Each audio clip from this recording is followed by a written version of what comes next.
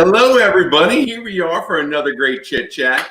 Dima, John, how are y'all doing tonight? Dima, I'm doing fantastic. This is a chit chat, right? I'm full grown having a chit chat. It can't get any better. So let's do this, right? Let's do it. We're doing it. Dima, what's going on over there? Loving that smile. How's your week going so far? Good. Well, that energy that you are bringing is contagious. So at the end of the day, I got energy just by watching you the last few. Perfect. Well, we're going to bring it tonight. I'm so excited to have John with us today. Yes. John Brown. My pleasure. So, John, tell us about yourself. John Brown, Chief Human Resources Officer at Blue Cross and Blue Shield of Louisiana. Handsome guy. No, just kidding. That's the joke for the evening, right? You can see that, John. Of course, right? Of course, stating the obvious, tell them right? something they don't know. Tell them something they don't know. Can't tell. I'm new to Louisiana. Right? Yeah, this is new. I'm new to Louisiana. I'm born and raised in Kansas City, Missouri, but have lived in different cities across the country over the years. And this has been an incredible experience, sort of the whole Louisiana experience. And also, I'm Chief Human Resources Officer, but my degree is in electrical engineering. I spent the past 20 some odd years running large service organizations. So what a way to jump into human resources, being new to the discipline, but also in the past 4 years, what a very interesting time to be in the HR space, just given all that has been going on around us, right? All of those things. Yes. I'm loving it. This is just like it's already going to be a good show. We can just tell. John, that's quite a variety or a portfolio of a background. Yeah. So you're not from Louisiana.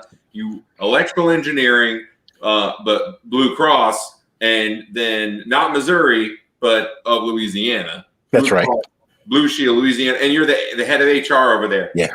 How does one make a Yeah. Good question. I'll say this, Rob. I think it's much about, as I look at my career over the years, it's really been focused on people. It's even though I've been in the service center space, or even when I spent time a bit in marketing, a bit in financial, just for a bit, it's really always been about people. So to me, the transition to human resources is probably more logical than it looks like on paper, because even when I ran very large service centers, I lived in Louisville, Kentucky prior to moving to Baton Rouge. I was there for 12 years and ran large service centers. And the reality is I felt that I was intensely focused on talent acquisition, retention, engagement, diversity, equity, and inclusion. I mean, I could not just offload those to HR and say, you all go fix this for me or make this better.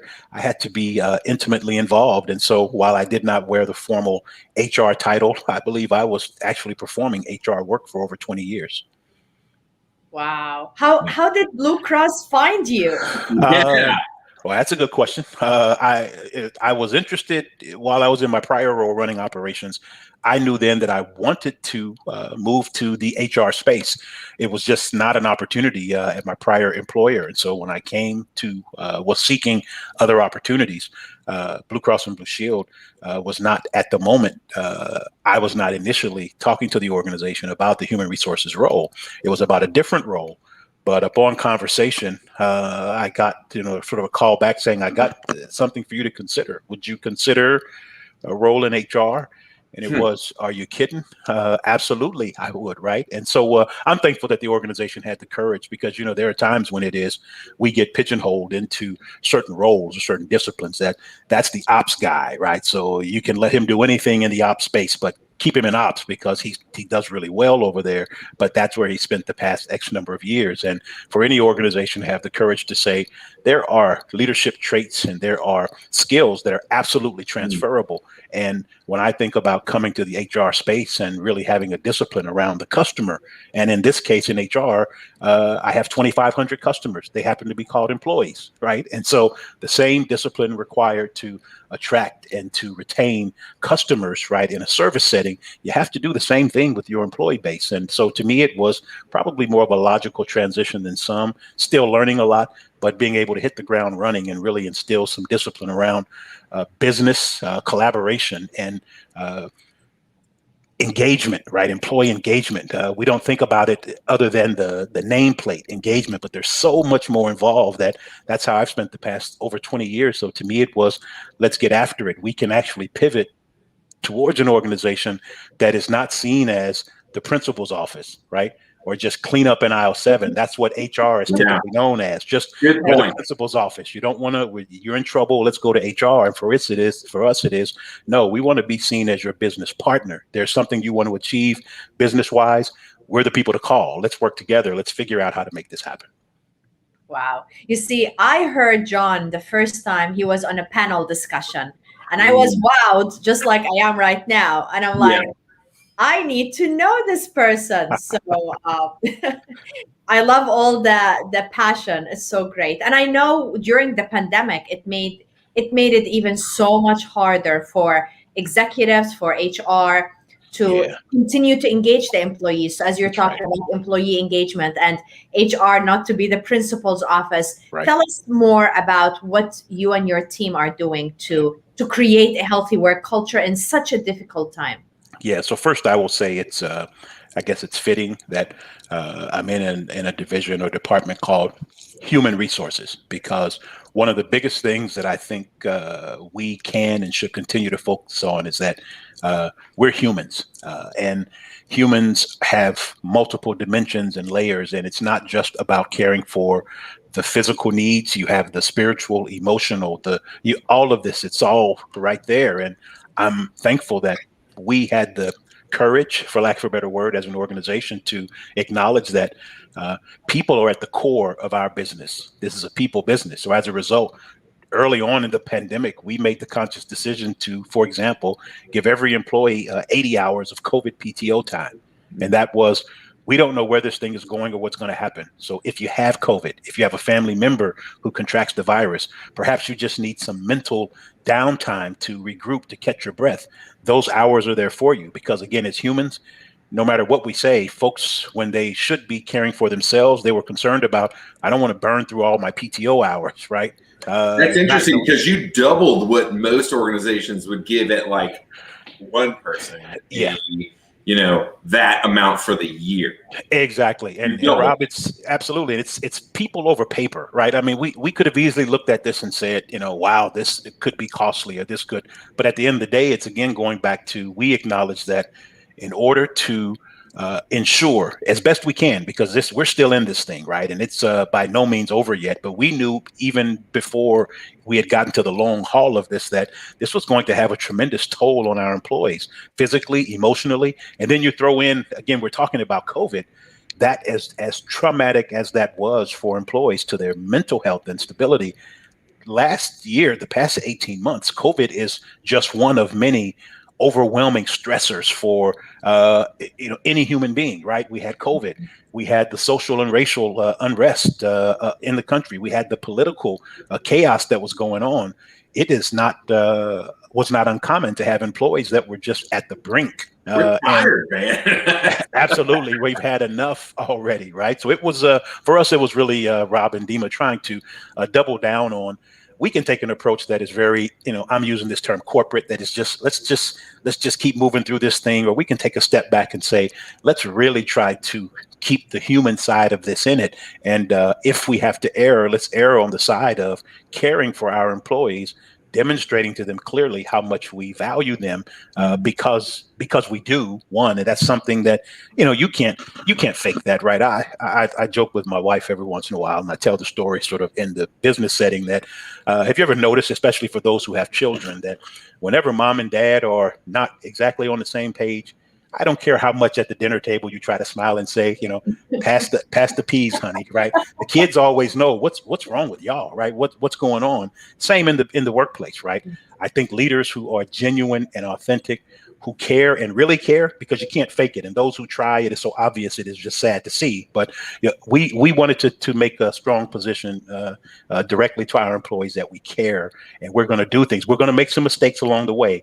There are no experts in how to survive or work through a pandemic. I appreciate that folks got a lot of insight, but guess what? we've all been going through this at the same time. So we're all learning. So for me, it's a matter of us taking a real strong position. That is, we want to be here, accessible, available for our employees to know that at the beginning of things, we care. At the end of this, we care. And I think that has made a tremendous difference for us. Wow. What input are you getting from the employees about all of this? It's good, right? Overall, Dima, the feedback is really good. But underneath the good, I mean, so it's good. Let me start there. The feedback is positive. We pulse, survey, and poll our employees on a regular basis because we want to know how are they doing. And they're thankful for the approach that we have taken. But there's nothing we can do as an employer to remove totally the fear that employees have. They're still afraid, and we get it. And there's no magic wand we can wave and say, okay, you don't have to be afraid anymore. We can't make the virus go away. We were challenged living in Louisiana that the infection rates are so high, the vaccination rates are so low, and so it's scary to a lot of people. And what we've tried to do is to be very upfront. We are in an industry and in a company where we have physicians, licensed physicians, medical directors who it's just, let's deal with the facts. We don't want to politicize this. We don't want to let's just deal with the facts. And we've been sharing with our employees from day one, here are the facts. You have to make the decision, but here are the facts. And we've been communicating a lot. We've been doing our own, personal testimonials. Many of us who have, community service activities outside of the job. For myself, I've been proactive in trying to help get, but we have them where it's been done. Vaccination sites set up in underserved parts of the community because it's just that important. And you do it because it's the right thing to do. There's not usually a medal or a parade. I haven't had a single parade thrown for me in all my life, right? But it's still the right thing to do. And so you do it because of that. And our employees have genuinely appreciated that.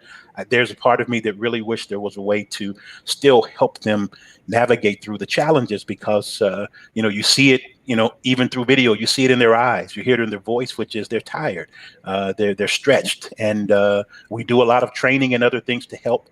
But sometimes that just doesn't feel like it's enough, even though it's all the right stuff. Well, you had mentioned earlier that you care right now. You care at the beginning. You're going to care at the end. And I think the care part, we'd had some good shows on that this year. It sort of, in a nutshell, takes care of everything in between from the start to finish, right? That's right. Care is implied. That's and right. That was something that a refresher for me this year was also very welcome. And it actually brought me to tears when I thought of the overall concept again and sort of adapted that to my business and to sort of my home life, of course. Right. But I want to ask you, when we're talking about people are tired, when we're talking about gone through a whole bunch, right? What can someone do, or what can a company organization do in the middle? Yeah. There's that they still care, not just the beginning and at the end, but what can they do in the beginning? Or I'm sorry. Yeah, Rob. And again, this is not an all exhaustive list, but what we've tried to do, and I've tried to really reinforce, is there's some practical things. We don't want to let this get too lofty where it can't be practical and can't be done like in the moment. So, for example, not only we've provided for our employees practical ways to just connect. For example, in HR, we've created we call it a buddy system. And it is, we just paired off in HR and said, we're going to pair you with another person in the division. And we want you to connect. We'd prefer it be brief, once a week, but it may be once every couple of weeks, but you just talk to them. Do not talk about the work. I want you to just talk to them, see how they're doing. Ask about their family. These are people who, prior to the pandemic, we worked together, so we have a close relationship. But the separation and everyone feeling, again, separated in some ways, that's a practical thing we could do, which is let's just pair up and let's just have conversation. And the initial response was overwhelming because people just felt, okay, there's someone to talk to, right? And they get to choose what they talk about. Another thing we do regularly is we just call them virtual coffee breaks. We just put, if you can get on from this in this 15 minutes, it's not, if you can join, just jump in. What are we talking about? Anything. everything. I've been amazed at how those breaks throughout the day, throughout the week, just help employees just kind of decompress for a moment, right? It helps them just feel a little more normal, feel a little better. I tend to, at least in my organization, I will start the day off with just a silly joke or something just to get activity going, right? I'm prepared for my day full of meetings, right? But I will start the day off with, all right, here are a couple of pet peeves of mine, and just throw it out there in Teams in the chat. And here, guess what? Everybody's piling in now, and it just becomes hilarious over the course of the day. It's a way for people to laugh, a way for people to sort of unplug for just a moment. So to me, Rob, it is really those practical things I would encourage organizations to. You have to be thoughtful about it. You have to be prescriptive. You got to make it happen, right? Cut back on some of the meetings. I know everybody's meeting is super important. I know that, but you'll be amazed at how many times you cut out a meeting and it is, okay, the world did not stop revolving because we did away with this 30-minute, 1 hour meeting. And you have to be thoughtful about it. You have to make it happen, because those are the little things that just make a difference. And from there, it's just being transparent. We've encouraged all of our leaders that this is not a message or messaging that's going to come solely from the CHRO, the CEO. I need everyone. If we're going to do videos, for a while it was, okay, John, we want you to do another video. John, we want you to do a video. And after a while it was, I'm not doing another video, not because I don't buy into the message, but they need to hear from and see all of us participating in this, because we all agree that there are things we can and should do, but they need to hear it from everyone, not just me. So those are just a few things that, again, I would just say it's about being practical. Do things that we know as human beings, it just feels good to do. It helps us just take a breath, double down on those things, because all the other stuff, it's going to, ultimately take care of itself, or at least you're going to let this do something that's going to matter in the moment. Because when you do those things, it's amazing how you just see employees, you see them light up, you see them take a breath, and then okay, I gave them just a space to just decompress and to breathe, and that becomes really important. Wow. So good. Wow. I know, right? I need a moment to absorb all of this. Great. Wow. Wow. You mentioned earlier about diversity, equity, and inclusion. Yeah. And I am shocked in my work how much still there's a lot of resistance. Yeah. I'm going to ask you two questions. First one is for executives that are still resisting. What would you tell them? And then second, and not just the bottom line, they really don't care about the bottom line. Like they do. But if you're saying diversity is going to increase innovation and creativity and bottom line, they heard this, they don't believe it. But also, what would you tell an executive who believes in it, that his team are resisting, and now they're saying this is reverse discrimination, now I have to be politically correct? It's like not always, every way there is resistance, and it's increasing. So what are your thoughts? Yeah, so here's where, again, and here's my disclaimer. The views expressed by John Brown, or John Brown's opinion only, right, does not necessarily reflect the views of, we'll fill in the blank, right? Seriously, Dima, here's the first thing I would say to the executive, right, who is pushing against DE&I is, I'm ashamed of them. I would say I'm ashamed of them. That's literally what I would say. And why I would say that is because most executives, they are very aware and have acumen around results and charts and data like you wouldn't believe. So if your ability to read charts and data and cause and effect and all of these things is as high as it is, in order for you to get to this level, there's absolutely no way you can refute the facts. Take emotion out of this. Take everything else out of this. If you can put a chart in front of someone and says, if you do this or don't do this, here's what's going to happen. There's absolutely no excuse to not be on board. We are decades away from having to prove a business case, right? This is not about a business case. And if there's an executive, and I keep doing the air quotes intentional, I would challenge whether or not they are really executives if they don't understand the true value of diversity, equity, and inclusion. And the fact that we allow things to get so swept up into other things that are of no significance, we miss the main point. That is, you show me any group of people who are diverse in their thought, the way they look, where they've come from, how they've lived, and show me that output. And then you show me the output of folks who look the same, who have been through all the same experiences, every time that diverse group is going to come up with something that is better, richer, that is more valuable than the other group. And again, the point is, if we have to keep going around the circle of prove that it's needed, it is those organizations, whether they know it or not, are more quickly than they believe or know, are going the way of the dodo bird. All right, they're going to open their eyes, and they're going to see that they have a highly inefficient organization, an organization that is not at all engaged, and they're going to be the ones, Dima, who are going to be reaching out to you to say, "Come help us, please." Right? Please help us now, because we're struggling. And then that's why you and I and others can go into certain settings with certain leaders or certain companies and scratch our head in total disbelief, because I feel like I just walked into a time warp, right? Where they just don't get it. And what's unfortunate is not just that they don't get it, but all of us who are in the workplace, I have seen far too many careers derailed or ended because of a workplace that was not diverse. I've seen too many people who are just hopeless, right? They may work there for 20 years, but never lift their head, never poke their chest out, right? And just enjoying what they do.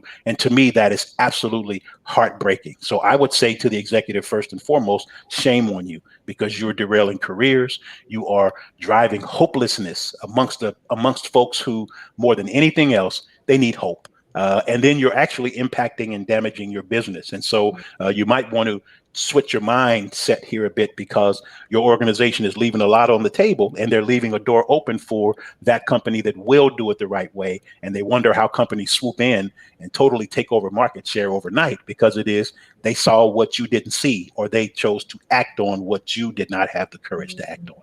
Yeah, I love it. So what about the other one? So repeat the other one for me. I got caught up in my own answers. Is that when the folks resist, not the executives, but the staff resist? Is that the one? Yeah. Is that it, Dima? How do you deal with folks? So I see it. So there is a company, and it's local. They get awards all the time about diversity. They're so focused. The executives believe in it. And they did a DEI survey, and the input came, not all of it, about 20% horrible. Right. About reverse discrimination. Now I'm a white male, that I am, binary, and now I don't have a place, and all of that. Right. So there are things that I have attempted in the past that I think have been relatively successful. And again, they're not in rank order, and this is not intended to be an exhaustive list. But one is, you set the tone for the organization, right? And you make it really clear, here's who we're about. And if you don't want to be a part of this, it doesn't make you a bad person, but there are many other places to go, right? I firmly believe that having the right people in the right role at the right time is what drives success. And if you have individuals who are not on board, I make it really clear, this is not personal. You're not a bad person. You're a bad fit for this organization. And I think it's in our collective best interest for you to find a better fit, because you'll wake up feeling better and go work for the organization that believes in what you believe in, right? Or that subscribes to what you're selling here. But we're just not it. And I think organizations who can just articulate that starts with the words on a paper, right? Your mission, your vision, all of that, but it really plays out in your actions. And so I think when you have individuals, either leaders or even employees, there are a lot of employees who push against diversity initiatives, right? Because it is, what about me? And it is, this ain't pie, right? It's not, if I get a slice over here, somehow your slice is made less.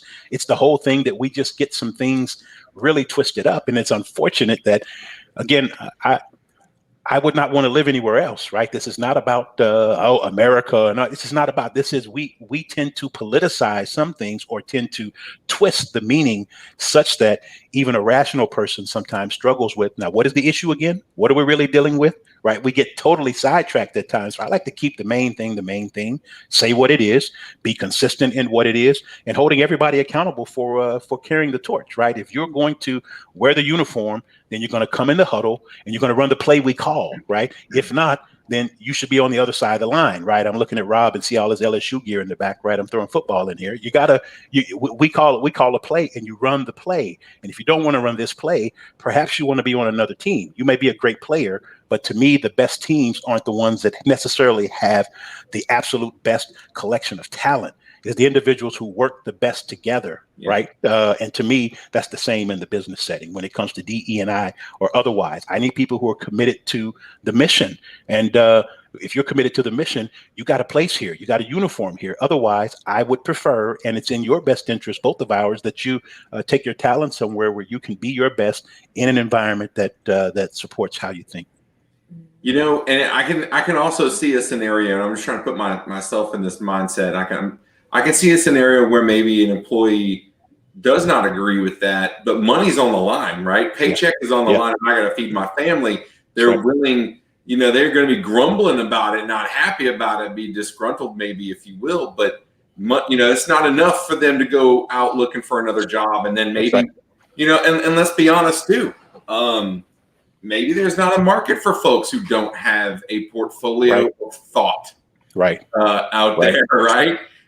And some diversity included, not just inclusion. I mean, I'm talking like built-in, designed in your soul, because I would find someone maybe a lot less marketable on the job market if they didn't have those values or didn't fit with the culture. That's right.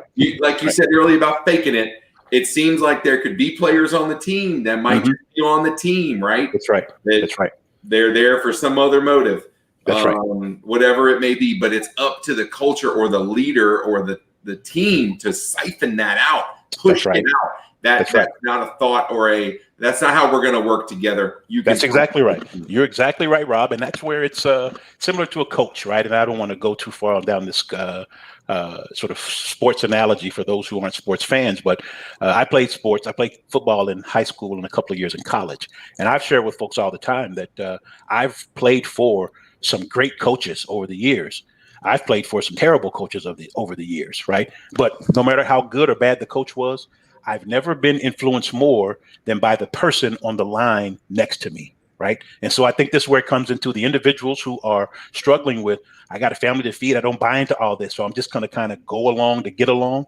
I think this is where things like employee resource groups, it's where things like you can force, when I say force, I mean that you can put people together who wouldn't necessarily come together and have conversation. Create focus groups where you have people that sit in a room and hear different perspectives. This is not about who's right or who's wrong, but sometimes it's just about exposure. And I believe that companies should create opportunities where you allow people to come together, not to try to say who's right or who's wrong or to persuade a perspective or point of view, but to say, I have not known for any issue, any challenge to be resolved without there being conversation. And oftentimes folks, they respond or react the way that they do, sometimes out of ignorance. They don't know what they don't know. And people don't know everything, right? That's understandable. Sometimes they react or respond out of misinformation.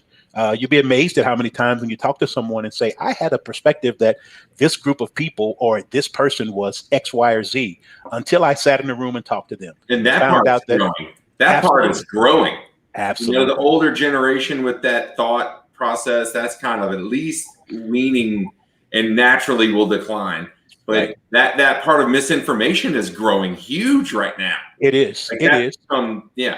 And that's where you combat it. Only way I know you combat, you combat that with facts, with information. You combat it with the truth. And even people that are analytical, that seem logical and rational, they still get tied up in the political, emotional ties. Yes, so that's exactly right. You pop that pie chart out in front of them and show them these graphics and these charts and this data, but they still resist. What do you say to them besides "shame on you"? You show them a picture of Blockbuster. You show them a picture of Redbox, right?